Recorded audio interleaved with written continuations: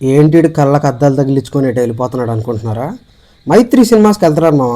Mahavatar Narasimha cinema చూడడానికి. ఈ traffic చూస్తుంటే టైంకి వెళ్తామో లేదో అనిపిస్తుంది. కాబట్టి ఏదో ఒక సందు చూసుకొని దూరేస్తే బెటర్.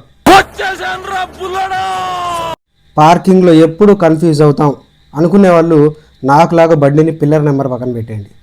3D కదా, ఎంట్రన్స్లోనే అద్దాలు ఇచ్చారు. అవి పట్టుకొని అలా లోపలికి వెళ్ళంగానే మన యంగ్ టైగర్ అయితే వచ్చేసారు వార్ 2 ట్రైలర్తో. అద్దాలు పెట్టుకుంటే ప్రభాస్లో ఉన్నాను. ఇంకా సినిమా స్టార్ట్ అయిపోయింది. విజువల్స్ అయితే చాలా బాగున్నాయి. మెయిన్లీ వరాహస్వామి ఎపిసోడ్ అయితే ఫస్ట్ హాఫ్కే హైలైట్ అని చెప్పుకోవాలి. ఇంటర్వెల్లో ఆకలేసి బయటికి వెళ్ళాను. ఆ రేట్లు చూస్తే అమ్మో మన వల్ల అసలు అయ్యే పని కాదులే అనిపించింది. లోపలికి రాగానే బాబు యాడ్ వచ్చింది. ఎస్ఎస్ఆర్ సినిమా దాకా మనం బాబుని ఇలాగే చూసుకోవాలి అని అనుకునే లోపు సెకండ్ హాఫ్ అయితే స్టార్ట్ అయిపోయింది. మొత్తానికి ఈ సినిమాలో విజువల్స్ కానీ, ఎమోషన్స్ కానీ, డబ్బింగ్ కానీ, బీజిఎం కానీ టాప్ నాచ్ అంతే.